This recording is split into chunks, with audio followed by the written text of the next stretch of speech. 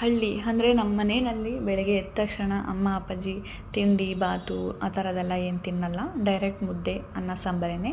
So ನನಗೆ ಮುದ್ದೆ ಮತ್ತು ಉಪ್ಸಾಂಬಾರು ಮಾಡಲಿಕ್ಕೆ ಹೇಳಿದರು. ಮಾಡಿಟ್ಟು ಮೈಸೂರಿಗೆ ಹೊರಡೋಣ ಅಂಥೇಳಿ ರೆಡಿಯಾಗಿ ಆಚೆ ಬಂದೆ.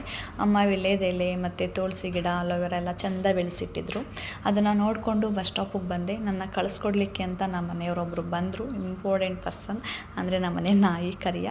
ಇದು ತುಂಬ ಖುಷಿಯಾಗೋ ವಿಚಾರ ಏನಂದರೆ, ನಾವು ತುಂಬ ಲಾಂಗ್ ಕೊಟ್ಟು ಊರಿಗೆ ಹೋದ್ರೂ ನಮ್ಮನ್ನ ನೋಡಿ ಖುಷಿ ಪಡುತ್ತೆ, ನಮ್ಮ ಜೊತೆ ಇರುತ್ತೆ, ಟೈಮ್ ಕಳೆಯುತ್ತೆ.